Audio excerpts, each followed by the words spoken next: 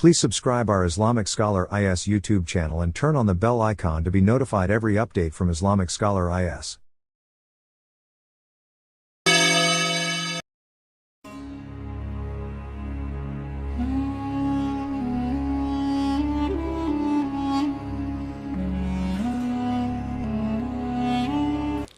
ایک وقت ایسا بھی آیا کچھ ہندو متاثر ہوئے تو کچھ مسلمان بھی متاثر ہوئے. کہنے لگے دریا کے کنارے سال کی جو آخری تاریخ ہوتی ہے، آخری تاریخ سمجھ لیں 29 ذی الحج، سال کے آخری تاریخ میں شیطان آتا ہے. دریا کے کنارے ایک بت خانہ ہے، اس میں شیطان آتا ہے. شیطان آ کے اس بت خانے پر قبضہ کرتا ہے. اکثر وہاں سال کے آخری تاریخ کو ایک کنواری لڑکی کو بٹھایا جاتا تھا. ان کی سوچ کچھ ایسی تھی کہ وہ سارے ملک پر قبضہ کر لے گا اور سب کو ختم کر دے گا. لہٰذا ایک لڑکی کی، کنواری لڑکی کی بلی چڑھائی جائے گی. اس کنواری لڑکی کو بٹھایا جائے گا رات کو اس بت خانے میں. وہ کنواری لڑکی ساری رات وہاں بیٹھی رہتی. جب صبح اس لڑکی کو لینے جاتے تو مری ہوتی. یہ اس ملک کا رسم بن گیا تھا. اور میں کہتا ہوں جو ہمارے دروازے پہ بھیک لینے آتا ہے وہ بھی ہمارے قسمت کا حال بتاتا ہے. الٹا اس کی قسمت خراب ہے، اسی لیے مانگتے پھرتا ہے. اپنی قسمت کا یہ حال ہے کہ در در کا بھیکاری ہے. قسمت کا حال بتاتا ہے. اور کئی دفعہ سونا بھی ڈبل کر دیتے ہیں. وہ معلوم تب پڑتا ہے کہ جب سنگل بھی غائب ہو جاتا ہے. خدا کا خوف کریں، یہ قسمت کا حال بتائے گا جو در در پہ کھانا مانگتے پھرتا ہے. کچھ تو اپنی عقلوں کو تیز کرو. ہم مسلمان ہیں. اب ان کا بھی نظریہ بن گیا. اب تو وہ مسلمان بھی اس نظریے کا شکار بن گئے کہ سال کے آخری تاریخ میں ایک کنواری لڑکی کو بٹھایا جائے ورنہ وہ سارے ملک کو تباہ کر دے گا. اور اسی زمانے کے ایک بزرگ ہوا کرتے تھے، اور وہ بزرگ بھی کبھی کبھی اس رستے سے گزرا کرتے تھے. تو قریب ہی ایک بوڑھی اماں کا مکان تھا. وہ بوڑھی عورت بڑی مہمان نواز تھی، بیوہ تھی، بوڑھی تھی، اور ایک ہی اس کی بیٹی تھی. دروازے پر اس نے مہمان خانہ بنایا ہوا تھا.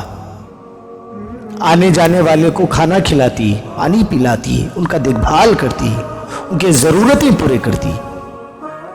اب وہ بزرگ دن کے وقت وہاں آئے. وہ بوڑھی اماں بڑا ہی رو رہی تھی. جب وہ بزرگ وہاں آئے تو اماں بڑا رو رہی تھی. اس بزرگ کو کھانا دیا، پانی دیا. وہ بزرگ کہنے لگے میں تو اس رستے سے اس لیے آیا تھا کہ میں یہاں ٹھہروں گا. مہمان نوازی یہاں اچھی ہوتی ہے.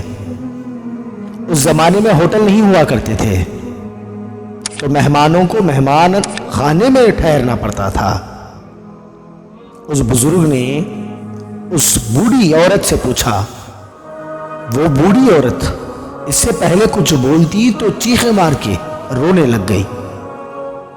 کہنے لگی میری ایک ہی بیٹی ہے، میں بیوہ ہوں. خاوند میرا فوت ہو گیا تو میں نے نکاح نہیں کیا. میں نے اپنی ساری زندگی بیٹی کے نام کر دی. یہاں بت خانے میں آج میری بیٹی کو بٹھایا جائے گا. ہمارے مسلمانوں کے بھی نظریات کچھ کمزور ہو گئے. یہاں بچی کو بٹھایا جائے گا اور سویرے میری بیٹی مر جائے گی. قرآن اندازی ہوئی ہے تو میری بیٹی کا نام نکل آیا ہے. اب میری بیٹی کو جانا ہی پڑے گا کیونکہ یہ ہمارے علاقے کا کچھ طریقہ ہے. تو وہ بزرگ کہنے لگے اماں ایک کام کر، مجھے لوگوں کے پاس لے چل، میں لوگوں کو سمجھاتا ہوں کیونکہ یہ شریعت کے خلاف ہے. وہ بوڑھی عورت کہنے لگی کہ وہ لوگ نہیں مانیں گے، کسی کے نہیں سنتے. تو وہ نیک بزرگ کہنے لگے تو پھر اماں تو ایسا کام کر کہ تیری بیٹی کے بدلے میں مجھے بٹھا دے. لوگوں سے کہہ دینا کہ آج میری بیٹی کے بدلے میں یہ بیٹھیں گے. وہ عورت کہنے لگی نہیں نہیں، گاؤں والے نہیں مانیں گے. یہاں کا اصول ہے کہ کنواری لڑکی ہی بیٹھے گی. بہت سارے ہندو بھی ہے، بہت سارے مسلم بھی ہے، ان لوگوں کے نظریے میں گڑبڑ ہے، ان لوگوں کے سارے خیالات گڑبڑ لگتے ہیں، لیکن یہ لوگ نہیں مانیں گے۔ اب تو میری بیٹی کو جانا ہی پڑتا ہے۔ وہ بزرگ کہنے لگے اماں تو فکر نہ کر، ایک اور بھی حل ہے۔ اماں تو فکر نہ کر، تو بیبیوں والے کپڑے مجھے دے دے، تیری بیٹی کا لباس مجھے دے دینا، آج میں وہاں بیٹھتا ہوں اور میں پھر دیکھتا ہوں کہ کون سا شیطان آتا ہے۔ عقیدہ مضبوط ہو تو اقبال کیا کہتے ہیں، ارادے جن کے پختہ ہو، نظر جن کی خدا پر ہو، طلعت الخیز موزوں سے وہ گھبرایا نہیں کرتے۔ فرمایا اپنی بیٹی کا لباس مجھے دے دو، میں بھی دیکھتا ہوں کہ کون سا شیطان آتا ہے۔ کہنے لگے بیویوں والی کپڑے مجھے لا کے دے دینا۔ وہ بوڑھی اماں کہنے لگی شیطان ضرور آتا ہے، آج تک جتنی بھی بچیاں وہاں گئی سارے کے سارے مر گئے، ساری کواری لڑکیاں سبیرے مردہ ملی ہیں۔ بڑی ہی سمجھنے والی بات ہے، غور کرنا، جتنی بھی گئی ہے مردہ آئی ہے۔ جب آپ وہاں جائیں گے تو آپ کے وہ زیادہ ٹکڑے کرے گا، کیونکہ اس نے مجھے دھوکہ دیا ہے، یہ تو عورتوں کی جگہ پہ آیا ہے، اس لیے تمہارے ٹکڑے وہ زیادہ کرے گا۔ وہ بزرگ کہنے لگے گھبرائیے مت، ٹکڑے تو میرے ہوں گے نا۔ دریا کے کنارے بت خانہ تھا، اب یہ بزرگ عورتوں والی لباس پہن کے وہاں جا کر بیٹھ گئے۔ وہ بزرگ کہتے ہیں 3 دفعہ میں نے رات کو اس بت خانے سے نکل کر دریا پہ جا کے وضو بھی کیا، ساری رات میں نے قرآن پاک پڑھا اور میں وہی بیٹھا رہا، اور جب فجر کا وقت ہوا تو میں نے باہر نکل کے اذان پڑھی، لوگ آئے تو میں نے جماعت کرائی، ہندو مسلمان دونوں کو بلا کے۔ وہ نیک ہستی کہنے لگے اگر آج کے بعد شیطان نہیں آئے تو ہندو سارے کلمہ پڑھو گے؟ ہندو کہنے لگے جی ضرور پڑھیں گے۔ لو پھر میں صحیح سلامت آ گیا ہوں، رات کو میں ہی یہاں بیٹھا ہوا تھا عورتوں والا لباس پہن کے، یہاں تو کوئی شیطان نہیں آیا۔ کہتے ہیں سب ٹھیک ہو گیا۔ لوگ کہنے لگے اس بزرگ سے، لوگ کہنے لگے بات تو آپ کی صحیح ہے، درست ہے، ٹھیک ہے، لیکن جو کوئی بھی کواری لڑکی وہاں جاتی، جو کوئی بھی بیوی وہاں جاتی تو وہ کیسے مر جاتی؟ جس کو ہم رات بٹھا کے آتے واپس اپنے گھر اور سویرے ہم جا کے دیکھتے تو وہ ہمیں مردہ ملتی تھی، اس کو کون مارتا تھا؟ اگر شیطان نہیں آتا تو پھر اس کو کون مارتا تھا؟ وہ بزرگ سمجھانے لگے شیطان وسوسہ ڈالتا ہے، اپنے دماغ میں وسوسہ بھرتا ہے، لیکن زندگی اور موت اس کے بس کی بات نہیں، حیات اور موت بالکل بھی اس کے ہاتھ میں نہیں، جتنی اس کو گنجائش ہے وہ کرتا ہے، وہ صرف وسوسے ڈالتا ہے، موت اور حیات تو اللہ کے ہاتھ میں ہے۔ کہا تو پھر وہ بیوی کیسے مرتی تھی؟ وہ کواری لڑکیاں جتنی بھی آج تک مری ہیں تو پھر وہ کیسے مرے؟ لوگوں کو ایک بہت بڑی بات سمجھائی۔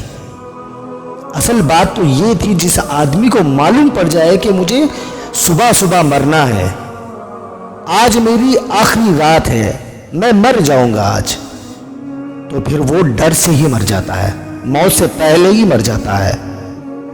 جس کو پتا ہو کہ میں یہاں مرنے آیا ہوں تو وہ مرنے سے پہلے ہی مر جاتا ہے، ڈر سے مر جاتا ہے۔